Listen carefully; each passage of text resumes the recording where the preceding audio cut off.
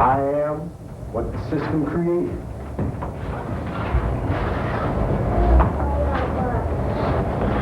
But one thing the system never expected.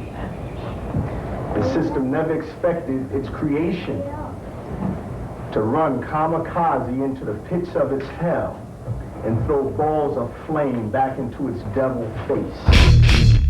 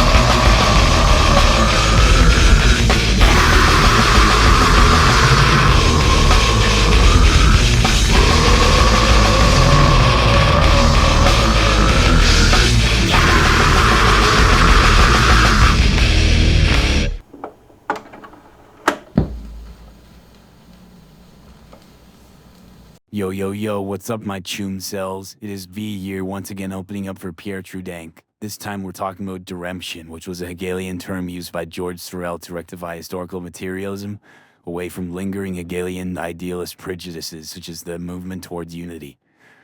This deals with the chapter, Unity and Multiplicity and Reflections on Violence. The idea of a multiplicity arising from societal development can be paralleled with Karl Otto Peitel's conception of a community of sovereign social states following the principle of sovereignty and the concept of the political. There is no doubt that the idea of multiplicity would have been useful for understanding George Sorel's work categorizing national socialisms, which unfortunately was never published and is lost to us. Anyways, chooms, enjoy the video. The term diremption means dissolution. Its usage by Sorel gives expression to the fact that correct social thought is fatally determined to give rise to a multiplicity of areas of analysis, rather than constituting a coherent unity. Social reality, once cognized, gives rise to numerous compartmentalized ideologies in the mind that become more separate as we gain a broader knowledge, since social reality is riddled with contradictions.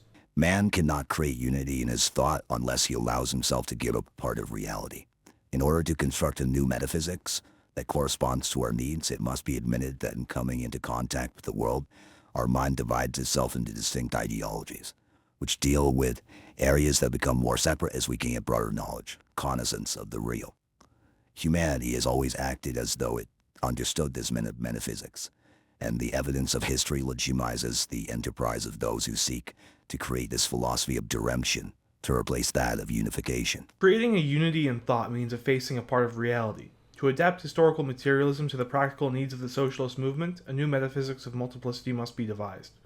Ideologies serve practical and material necessities, not the other way around, because these necessities enter the mind as a multiplicity, namely, distinct areas of thought. These ideologies become more distinct and separate as we gain a broader conscience of the real.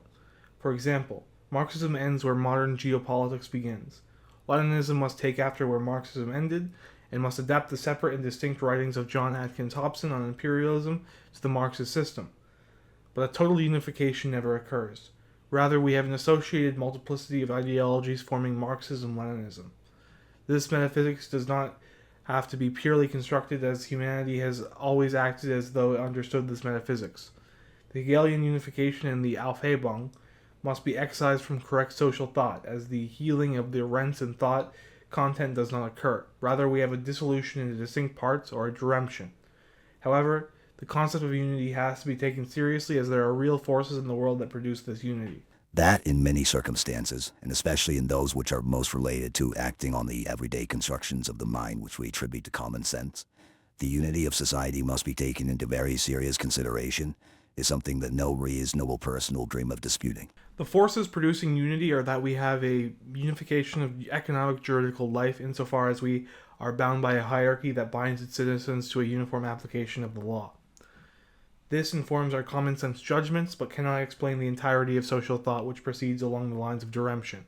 Sorel continues. Similar observations could be made with regard to workers' organizations. They seem under an obligation to vary themselves to infinity.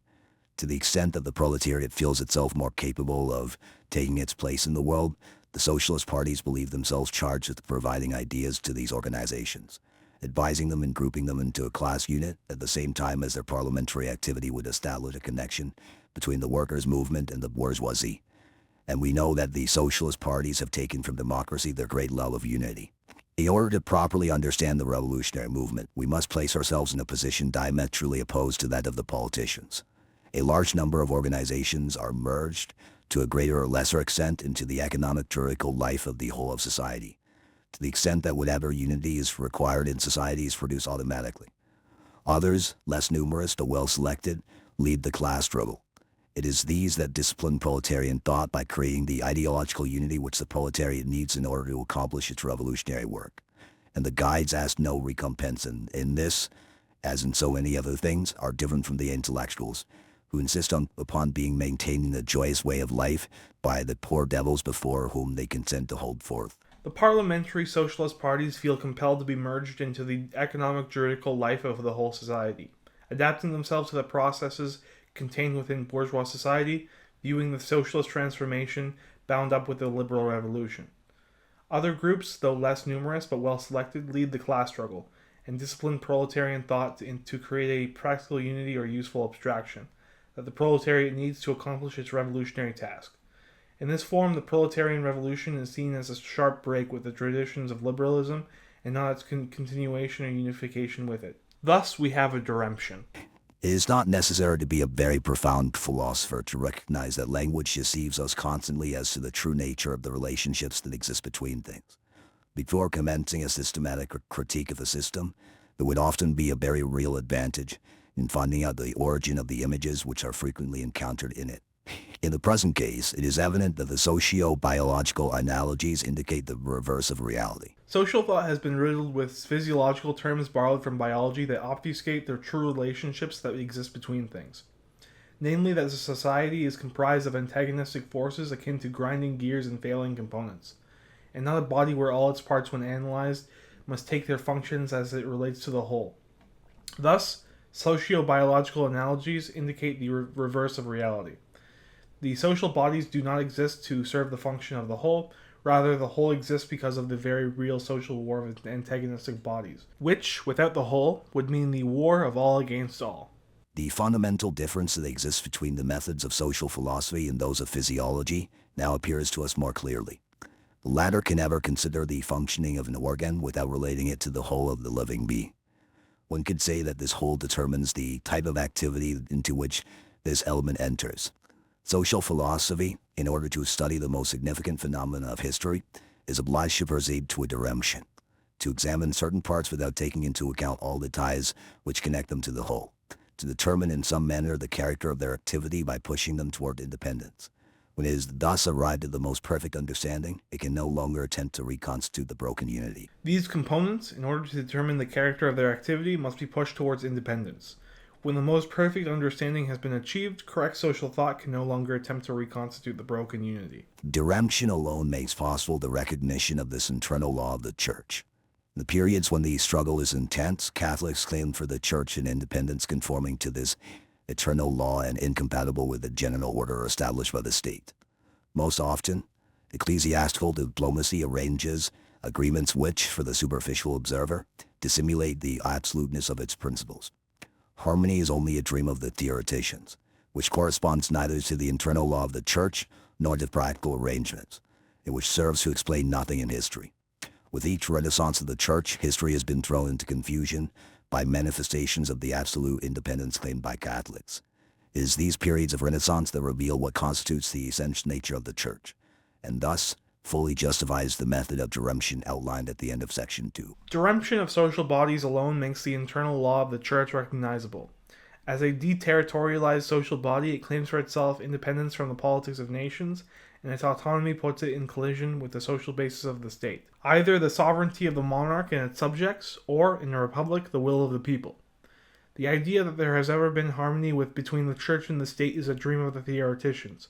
This is most exemplified in the Lateran Pact, where the fascists, in order to secularize Italian politics, had to push the Church towards regional independence from Italy by forming the Vatican City State. Only then could the Italian state have sovereign control over the politics of its territory.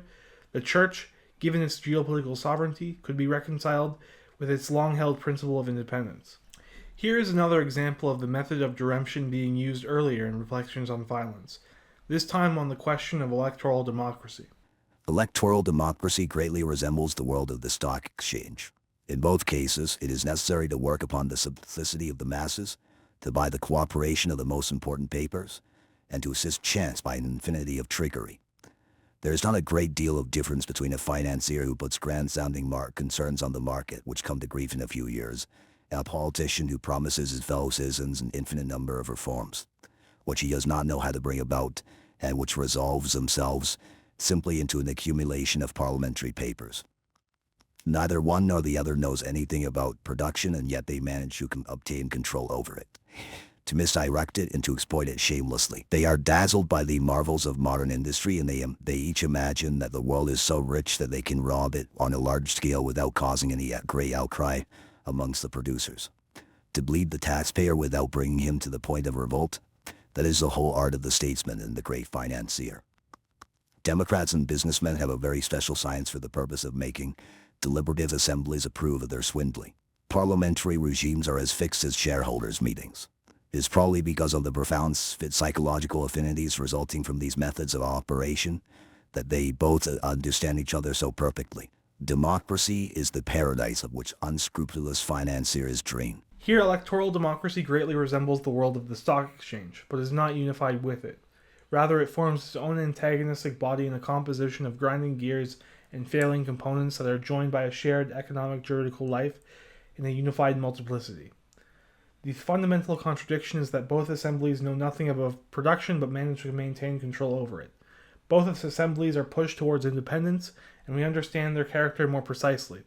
The broken unity that ties these assemblies to the rest of society is not healed with the Aufhebung, but rather proceeds along the lines of diremption. It is probably because of the profound psychological affinities resulting from these methods of operation that they understand each other so perfectly. And we end with a useful and practical abstraction, that democracy is the paradise of which unscrupulous financiers dream. The history of socialism gives us examples of the philosophy of diremption.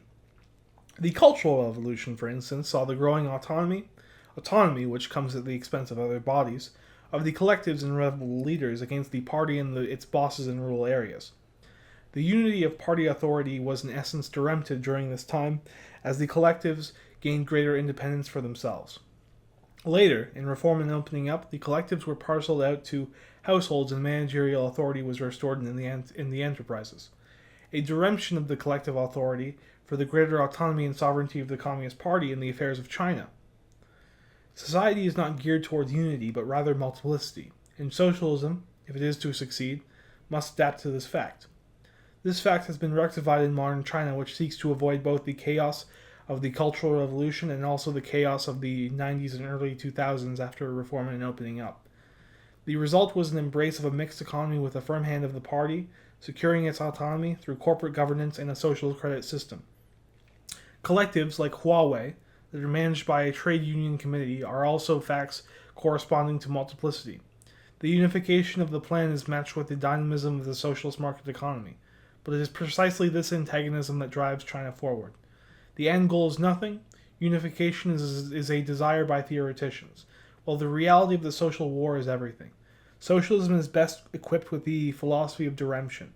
Correct social science does not deal with the rhythmic movement of society towards an artificial unity. Rather, this rhythm is more like an atonal roar of grinding gears and failing components. Thank you for watching the video. Please check out my Twitter, at PTD2036, and also check out my blog, JM2036, where you can find the script of this video located there. Anyways, peace out.